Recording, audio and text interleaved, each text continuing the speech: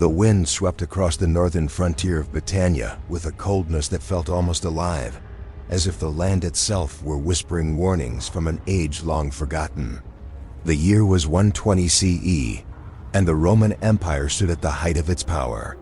Marble cities glimmered under Mediterranean suns.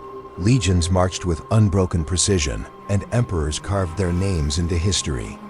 Yet far from Rome's grandeur at the edge of the known world, one of the empire's most disciplined military units was about to meet a fate so mysterious that scholars, soldiers, and emperors would debate it for nearly 2,000 years.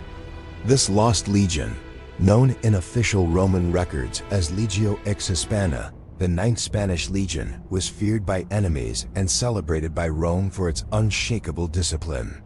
It fought under Julius Caesar, marched under Emperor Augustus, and helped shape the boundaries of the ancient world. And then, suddenly, its name vanished. No battle records, no burial sites, no commendations, no disgrace, nothing. It simply disappeared from the pages of Roman history. The central question haunts historians even now.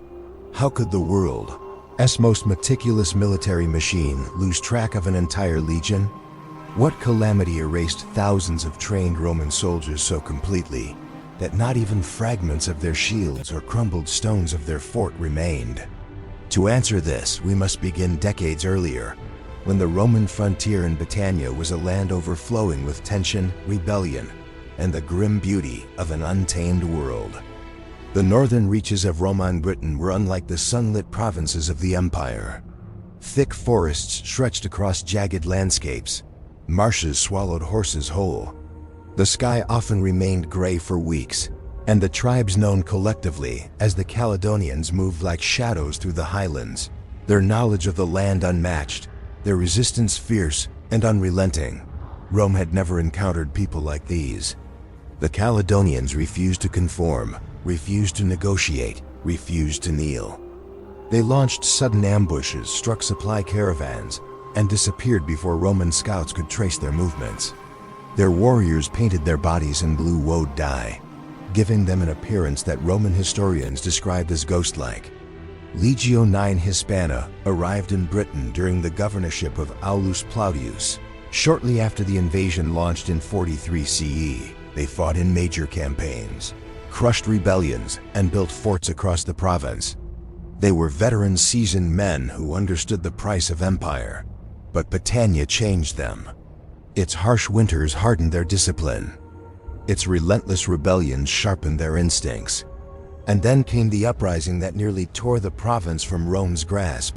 Boudicca's revolt in 60 CE.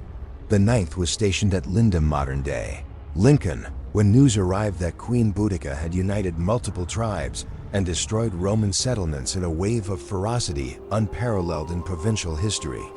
The Ninth marched south in haste, attempting to relieve what remained of the devastated towns. But they arrived too late. Ancient historian Tacitus wrote that the Ninth Legion, under the command of Petilius Ceriolus, marched into an ambush. Boudicca's warriors struck with overwhelming numbers. The infantry units were nearly annihilated, and only Ceriolus and a few cavalrymen escaped. The slaughter was so devastating that Rome was forced to send reinforcements from Gaul to stabilize the province.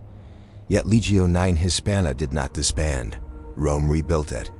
The legion regained its strength, its prestige, and its reputation for unbending resolve.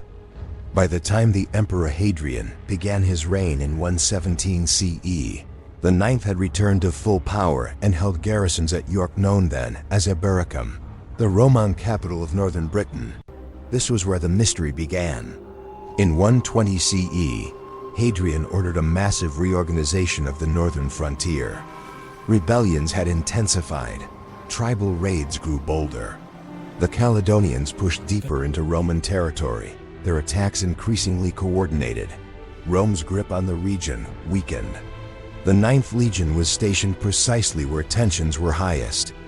Records show that the emperor himself traveled to Britain around this time, likely responding to a major military crisis. Yet ancient sources remain vague.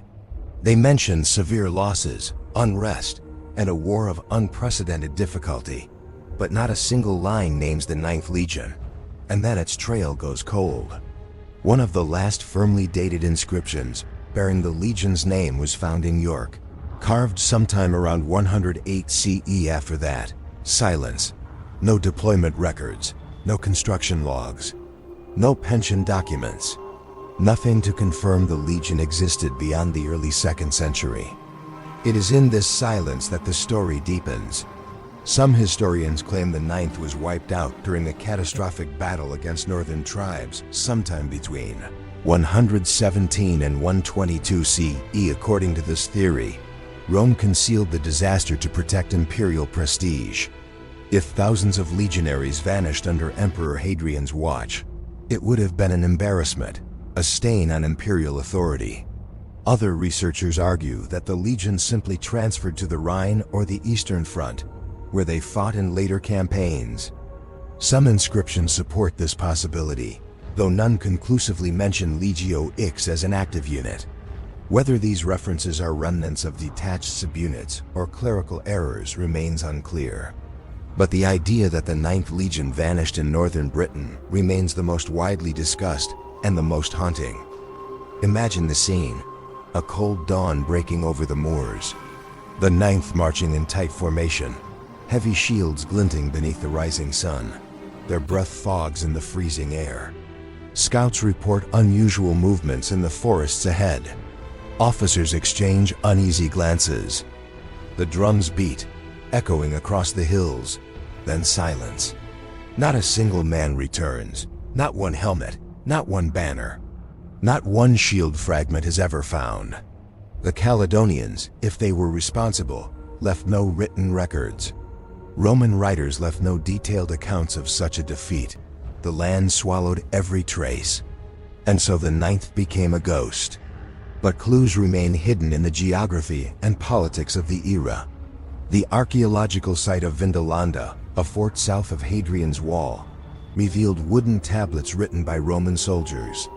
Some mention reinforcements, supplies, and frontier tensions.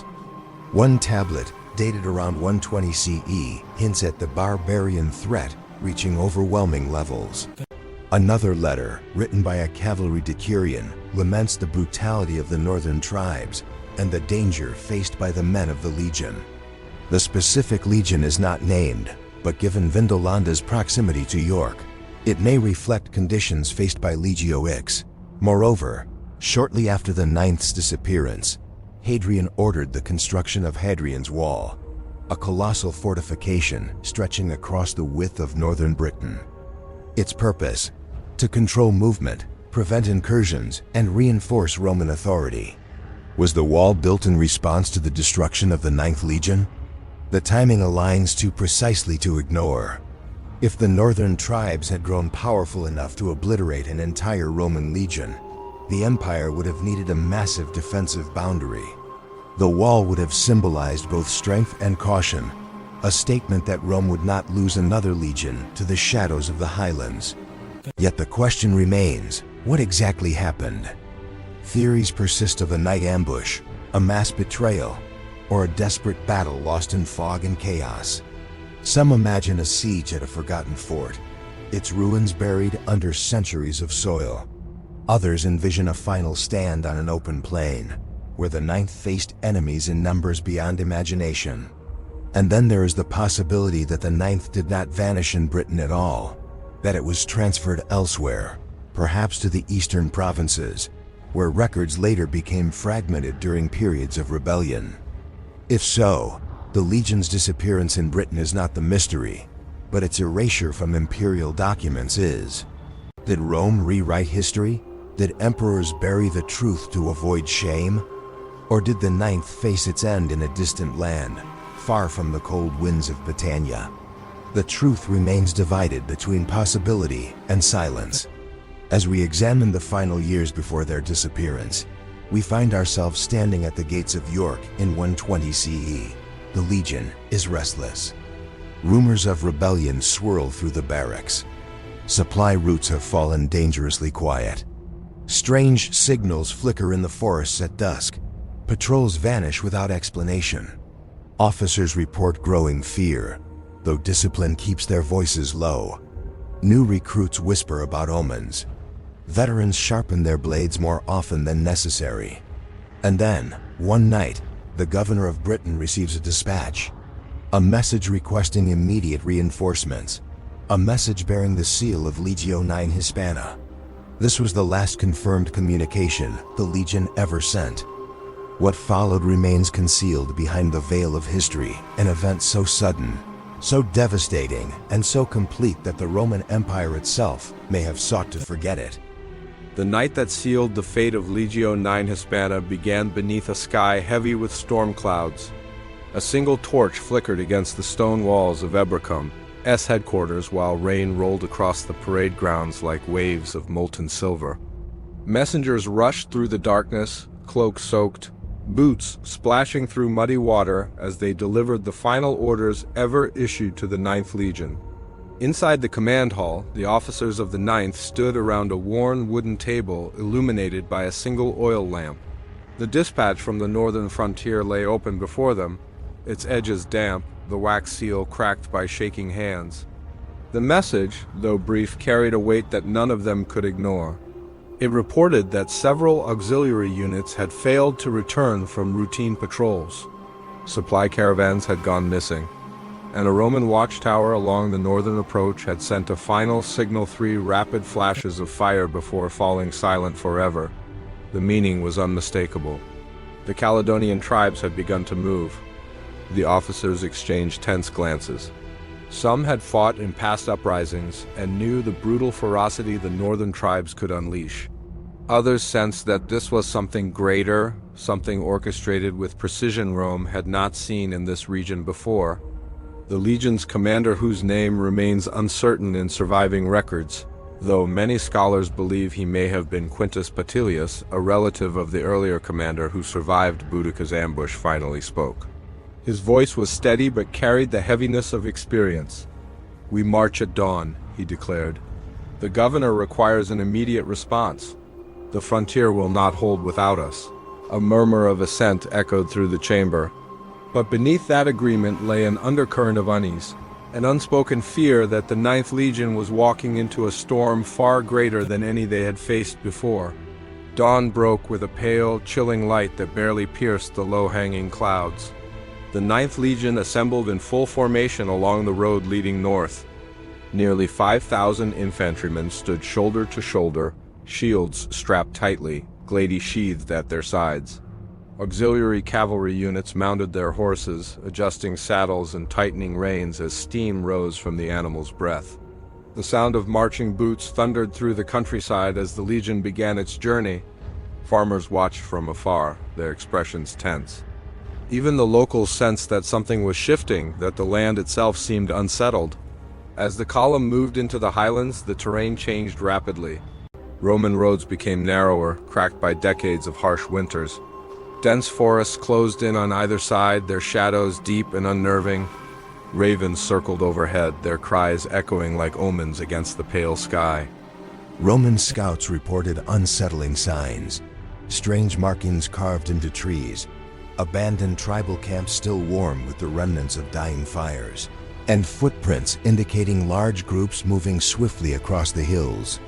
Yet not a single enemy fighter appeared. The silence was unnatural, oppressive, and it gnawed at the nerves of every legionary. By the third day, the Ninth reached the first watchtower that had gone silent. What they found was a grim foreshadowing of what awaited them. The tower had been burned to blackened rubble. Bodies of Roman soldiers lay scattered across the clearing, some bearing wounds consistent with ambushes, others stripped of gear, as if taken for trophies. No animals scavenged the remains. Even nature seemed to avoid the place.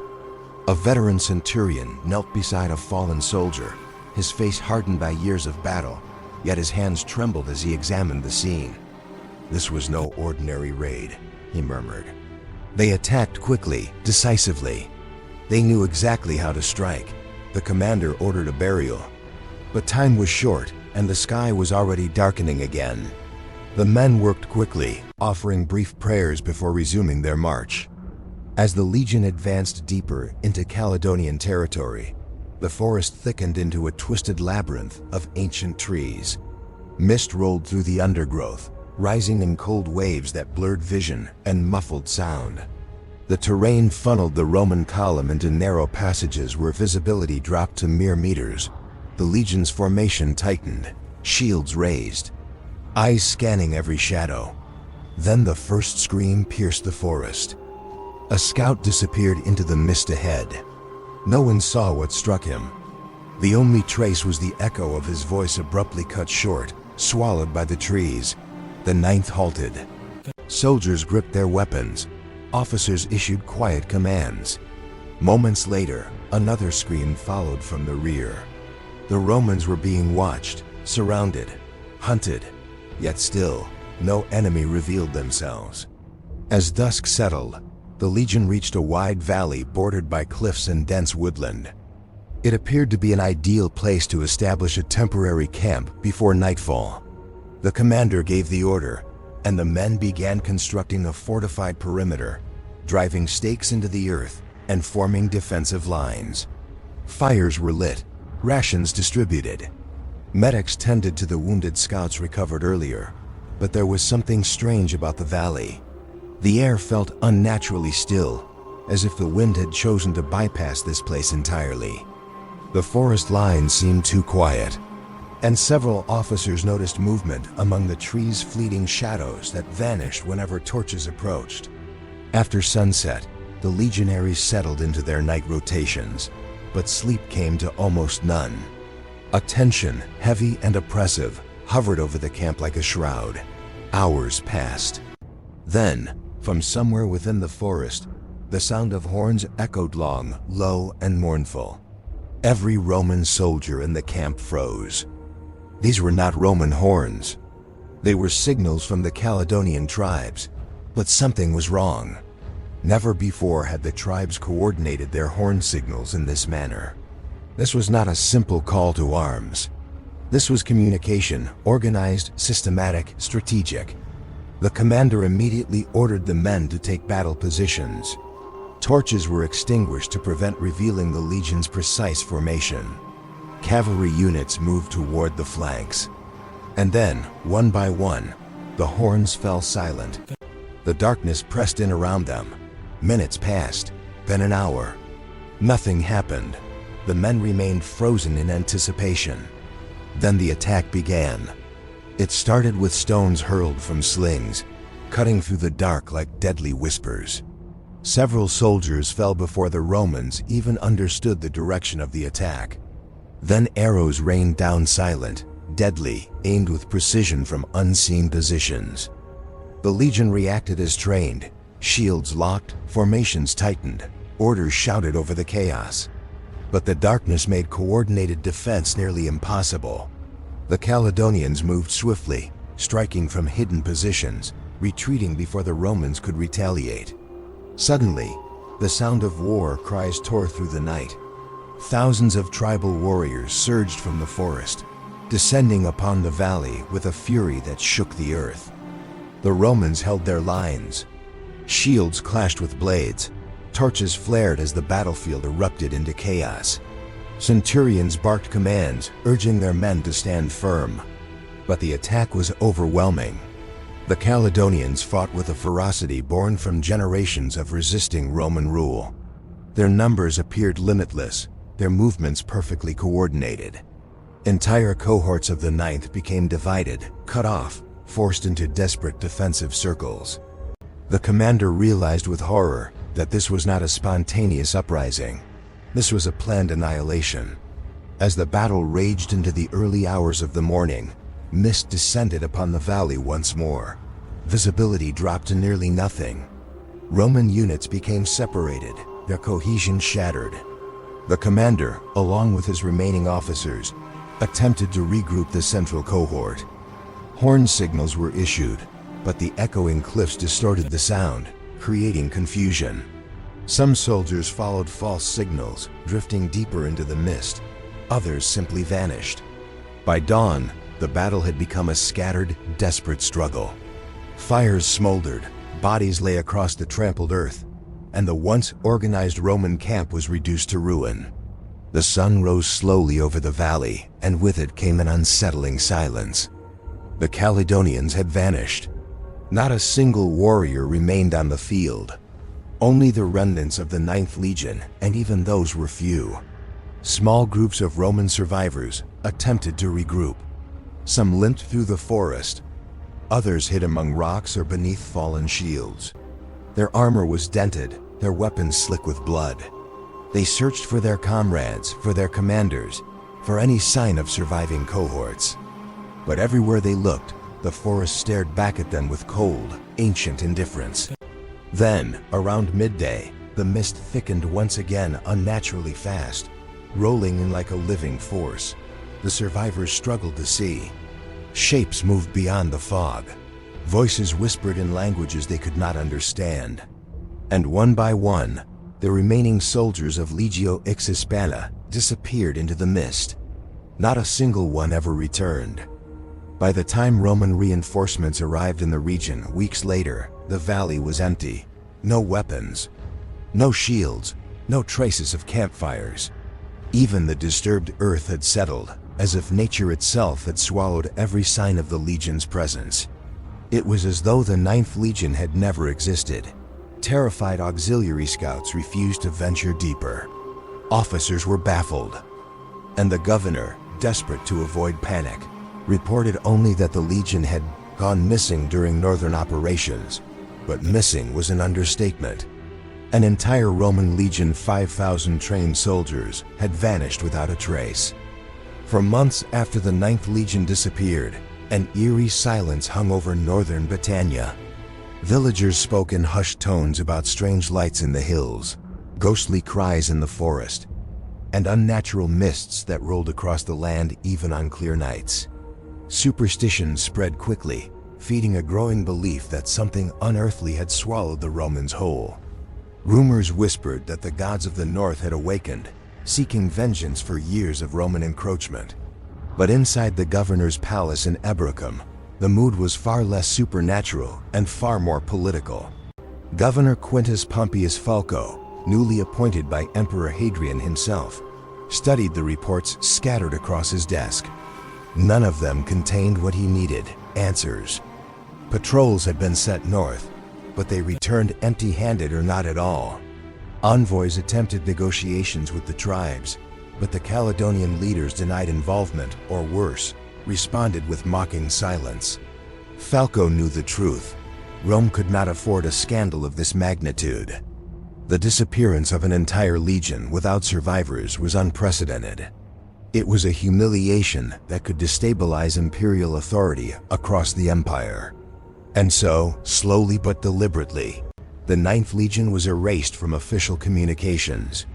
Its name vanished from lists of active legions. Mentions of it grew vague, incomplete, or contradictory. Rome chose silence. And history followed.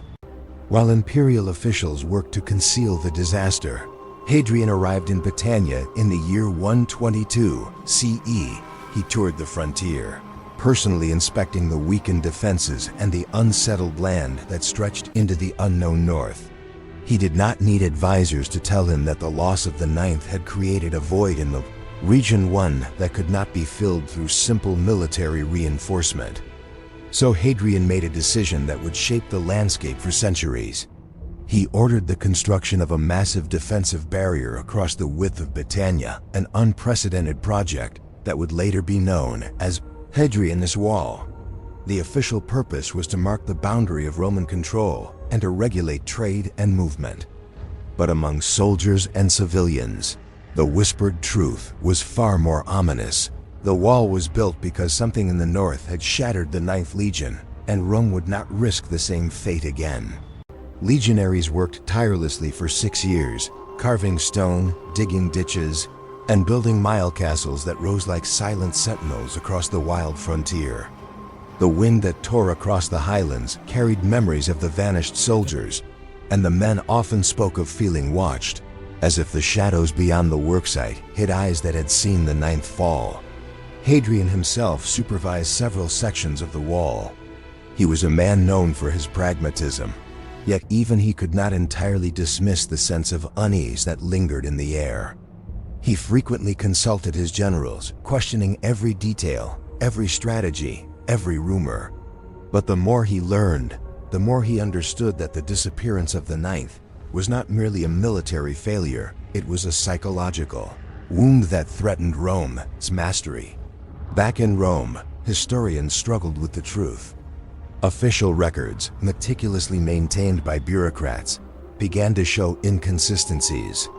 The Ninth Legion was last mentioned in surviving inscriptions around 108 CE, decades before the supposed disaster. But these discrepancies were deceptive.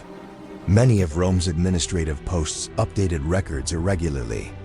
A legion could be active for years before its status appeared on stone or parchment. This inconsistency became the perfect hiding place.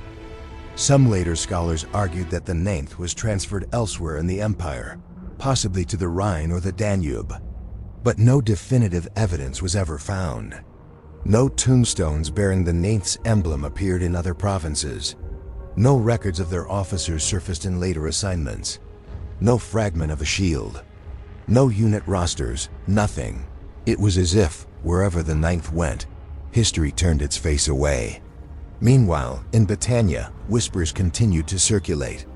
Merchants returning from the northern highlands spoke of Caledonian tribes boasting of their victory over Rome. They described the story told by tribal elders, a night of storm and smoke, a valley that glowed with fire, and Roman soldiers cut down like wheat beneath scythes.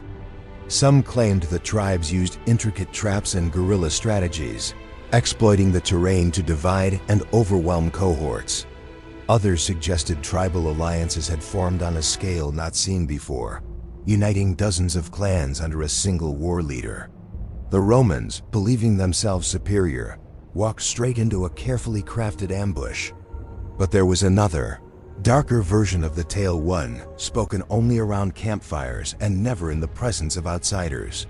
According to this legend, the Romans entered a valley the tribes considered sacred, a place where spirits guarded the passage between life and death.